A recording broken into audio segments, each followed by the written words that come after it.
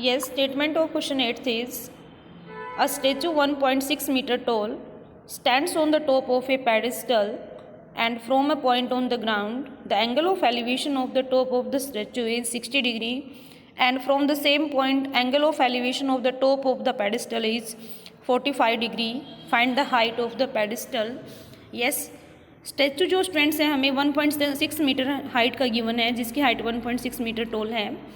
Stands on a top of A pedestal, एक pedestal पर है, वो खड़ा हुआ है, उस पर लगा हुआ है. पेडिस्टल मीन्स आप पिलर बोल सकते हैं.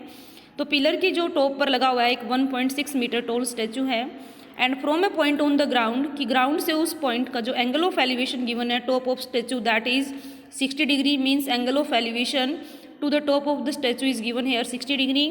And from the same point, उसी पॉइंट से angle of elevation of top of the pedestal, की पेडिस्टल के टॉप का जो एंगल गिवन है angle of elevation that is given here 45 degree. Find the height of the pedestal, हमें उस pedestal की, उस पिलर की हाइट फाइंड आउट करनी है. Yes, now solution of this question is, yes before start this question we draw the right angle triangle. Look here. Yes, इस right angle triangles को हम ड्रॉ करेंगे.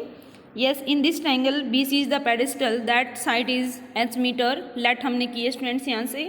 And DC is the statue that is given here 1.6 metre. एक statue है DC जिसकी height हमें given है 1.6 metre. हमें फाइंड आउट करना है स्टूडेंट्स इस क्वेश्चन में कि जो पेडिस्टल है मीन्स जो BC है वो h मीटर है, इसकी हाइट हम फाइंड आउट करेंगे जो हमने लेट किया है यहाँ से. Yes, first of all we write here BC is a pedestal and CD is the statue of the height 1.6 metre. कि BC एक पेडिस्टल है और CD जो है उस स्टैचू की हाइट है, जो इस ट्रायंगल में CD रिप्रेजेंट करेगी. ये हमारे पास height of statue that is given here 1.6 metre in the statement. And angle BAC, yes in this triangle angle BAC, कि जो हमारे पास ABC राइट एंगल ट्रायंगल्स है, इसके अंदर जो BAC एंगल है that is given here 45 degree. So we write here 45. And in triangle ABD angle BAD that is given here 60 degree. So we write here 60 degree. Yes, let height of the pedestal हमने h metre लिया है students. अब हम देखते हैं BC equal to h. जो BC है वो h मीटर है. CD is given here, look here 1.6 metre. इस ट्रायंगल में हमें गिवन है, स्टेटमेंट में गिवन है. CD जो हमारे पास गिवन है ये हाइट ऑफ स्टैचू को डिनोट करेगा that is 1.6 metre. AB is the base of a right angle triangles ABC and ABD that is let here x metre. हमने इसको भी let किया x metre, that is unknown. ये भी given नहीं है हमें स्टेटमेंट में. yes, first of all we take here right angle triangle ABC, कि सबसे पहले हम right angle triangles ABC का यूज करते हैं. yes, in this triangle tan theta equal to h by x. tangent means हमारे पास students perpendicular by base. yes, in this triangle perpendicular is h meter and base is x. And angle is given here 45 degree. So we write here tan 45 is equal to h by x. And we know that tan 45 की जो value students that is equal to 1. So put here 1 equal to h by x और h is equal to क्या हो जाएगा x. अब इन right angle triangles ABD, अब हमने इस पूरे ट्रायंगल्स कंप्लीट एंगल का यूज किया है AB and D.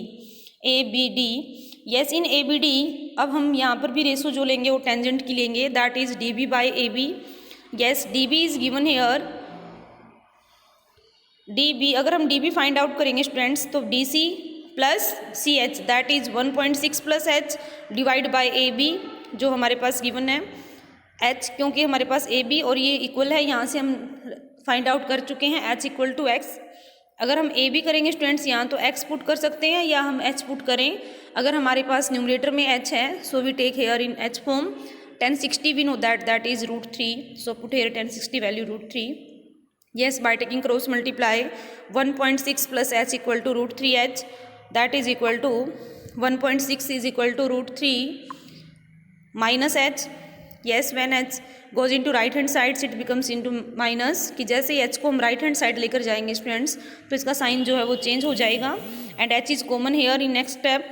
So we take here √3 minus 1 and H equal to 1.6 by √3 minus 1. yes, next is h equal to 1.6 by √3 - 1 multiply √3 + 1 √3 + 1। Yes students look here, अगर हमारे पास डिनोमिनेटर में इरेशनल नंबर आ जाता है तो हम क्या करेंगे, उसके साइन चेंज करके उससे मल्टीप्लाई और उससे क्या कर देते हैं, divide. So left here 1.6 √3 + 1 divide by, अब यहाँ से देखें in denominator a + b and a - b that is equal to a² - b², and we know that a² - b² is equal to a plus b and into a minus b. So we let here by using this formula √3² minus 1² कि a plus b और a minus b, अगर √3 - 1 है और एक बार √3 + 1 है तो हमने identity का यूज़ किया है a plus b and a minus b that is equal to a² minus b². So we write here √3² minus 1² that is equal to 1.6 √3 + 1 √3², अगर हम √3² को सोल्व करेंगे students that is equal to 3 √3 multiply √3 की एक 3 जो है वो 2 √3 से मिलकर बना हुआ होता है। So we write here 3 and that is equal to -1, तो 1.6 √3 + 1 divide by 2, 3 - 1 that is 2 and we know that √3 is equal to जो √3 की हमारे पास वैल्यू है students that is 1.73। So put here 1.√3 is equal to 1.73 plus 1. Yes, after solution of this h equal to 2.184 meter. Yes, h जो है वो हमने find out किया students, height of pedestal that is equal to 2.184 metre. यही हमने find out करना था इस क्वेश्चन में कि जो पिलर है, जो पेडिस्टल है, उसके ऊपर एक स्टैचू लगा हुआ है जिसकी हाइट तो हमें गिवन है स्टेटमेंट में 1.6 मीटर, बट हमें उस पेडिस्टल की, उस पिलर की हाइट फाइंड आउट करनी है। And at last we write here height of the pedestal is 2.184 metre.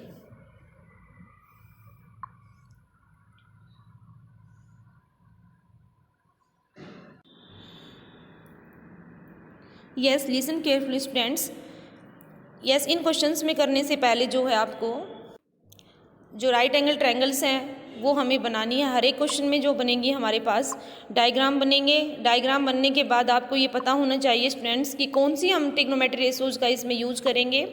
अगर आपकी ये ट्रायंगल्स अच्छे से नहीं है, अगर आपने ड्रॉ नहीं करनी आई हैं तो आप क्वेश्चंस नहीं कर पाएंगे। और उन क्वेश्चंस को करने के लिए तुम्हें ये देखना है कि कौन सी ट्रिग्नोमेट्री रेशोज का हम यूज़ करेंगे, कि वो परपेंडिकुलर बाय हाइपोटेनस के लिए यूज़ करेंगे या हम परपेंडिकुलर बाय बेस या बेस बाय हाइपोटेनस, और एंगल ऑफ एलिवेशन अगर हमें गिवन है तो कैसे इनके कोरस्पॉन्डिंग हमें रेशो फाइंड आउट करनी है। First of all students learn trigonometry ratios, it's angles and formulas of these trigonometry ratios, and after that you can attempt these questions.